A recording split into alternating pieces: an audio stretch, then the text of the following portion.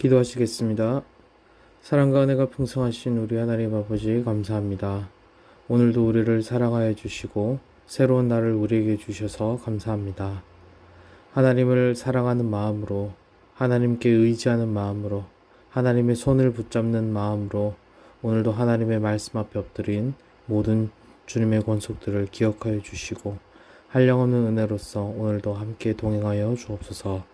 감사드리옵고 이 모든 말씀 살아계신 예수님의 이름으로 기도합니다. 아멘.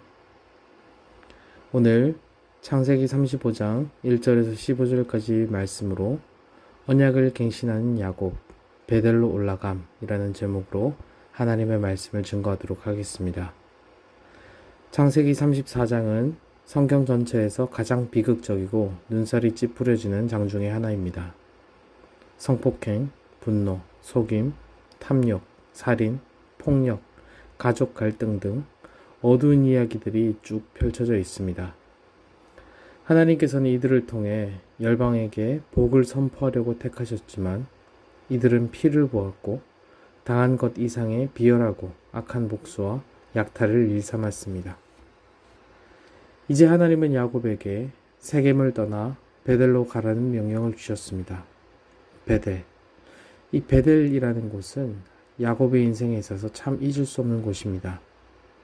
베델은 야곱이 형 에서를 피해서 바단 아람으로 갈 때 하나님을 만난 곳이고 그곳에서 하나님께 제단을 쌓겠다고 서원을 드린 곳입니다. 하나님께서 야곱더러 베델로 오라고 하신 것은 이제 그 약속을 지키라고 부르시는 것입니다.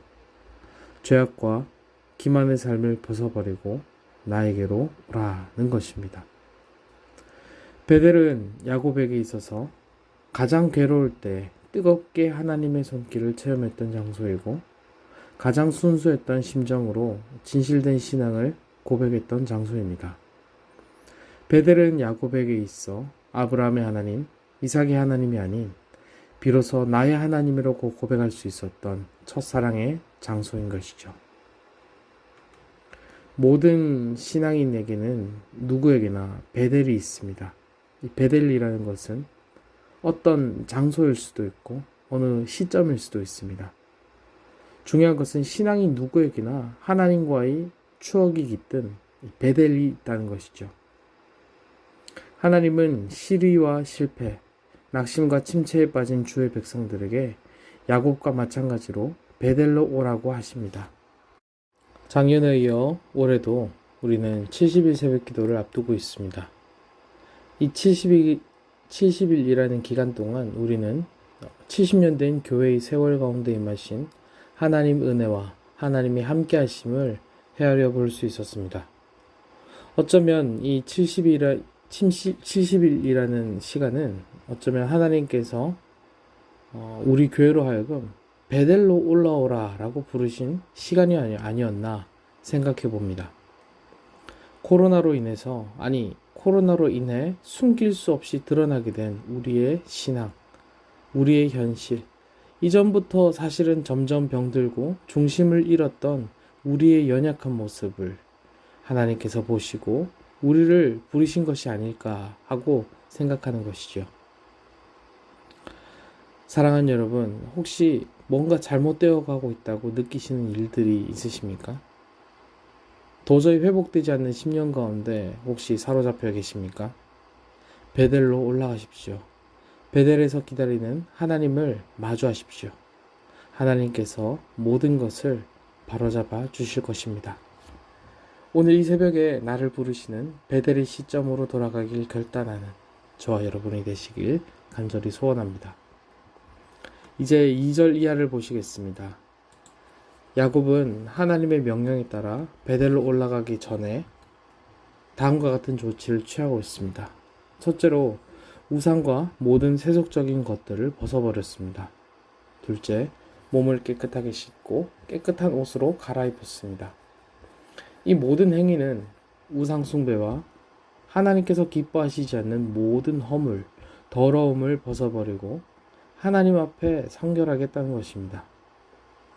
이제 야곱은 단을 쌓으려 한다는 결단으로 자신의 모든 식솔들에게 신앙을 촉구합니다.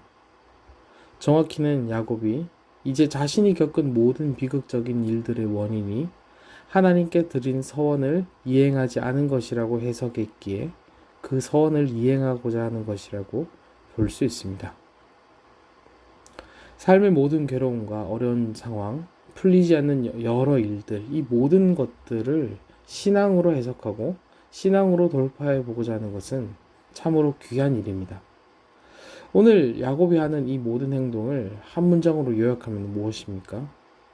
저는 여호와께 돌아가자 라고 요약할 수 있을 것 같습니다. 오늘 야곱이 모든 우상과 세속적인 장신구들을 상수리나무에 묻었다라고 했습니다. 그런데 이 원문에서는 그 상수리나무라고 합니다.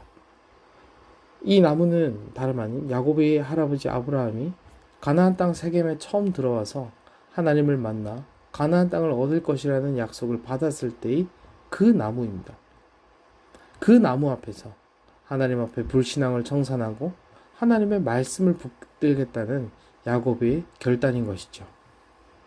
사랑하는 여러분, 내가 그토록 잡고 싶었던 것들, 내가 놓고 싶지 않았던 것들, 내게 익숙한 것들 때문에 하나님을 못 잡게 된다면, 그것을 잡고 있다가 하나님을 못 잡게 된다면 그것이 아무리 귀하고 중요한 것들이라 할지라도 결국엔 우리를 지켜줄 수 없습니다.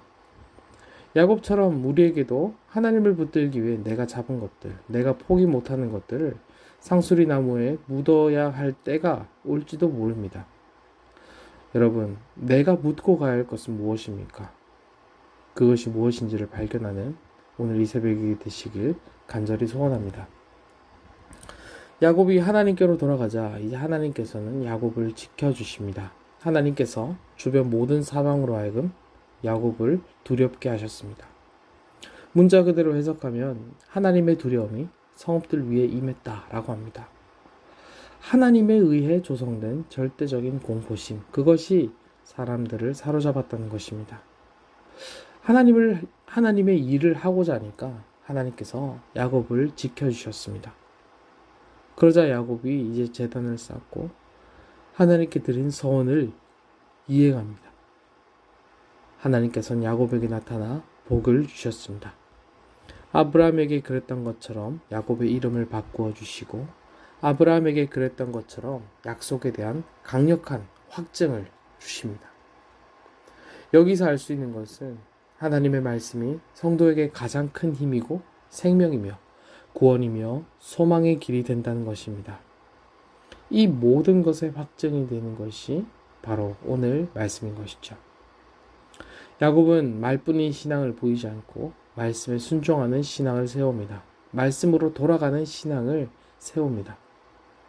오늘 야곱과 같이 하나님의 말씀이 우리에게 가장 큰 힘과 능력 그리고 장래의 소망이 됨을 체험하는 저와 여러분이 되시길 간절히 소원합니다. 말씀을 맺겠습니다. 하나님은 시위와 실패, 낙심과 침체에 빠진 모든 주의 백성들에게 오늘 야곱과 마찬가지로 베델로 오라고 하십니다. 하나님을 가장 진실되게 뜨겁게 찾았던 그곳, 그 시점으로 부르십니다.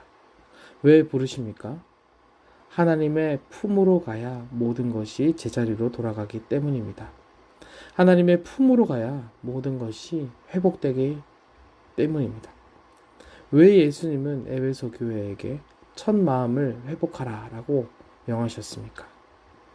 첫 마음으로 돌아오는 것이 그 어떤 분주한 일보다도 그 어떤 명예로운 일보다도 중요하기 때문입니다. 사랑하는 여러분, 여호와께 돌아갑시다. 첫 마음으로 돌아갑시다. 다시 베델로 올라갑시다. 하나님께서 우리를 회복시켜 주실 것입니다. 우리를 지켜 주실 것입니다. 그것을 믿고 베델로 돌아가길, 베델로 올라가길 결단하는 저와 여러분이 되시길 간절히 소원합니다. 기도하시겠습니다. 사랑과 자비가 풍성하신 하나님 아버지, 오늘 베델로 부르시는 우리 하나님의 부르심에 대해 묵상해 보았습니다. 내가 돌아가야 할 베델은 어디입니까? 베델로 가기 위해 내가 버려야 할 것은 무엇입니까? 하나님의 말씀에 순종하지 못하게 하는 나의 버려야 할 것은 무엇입니까? 그 모든 것들을 생각해 보면서 나를 부르신 하나님을 깊이 묵상하는 이 새벽이 되게 하여 주옵소서. 감사드렸고 이 모든 말씀 살아계신 예수님의 이름으로 기도합니다. 아멘.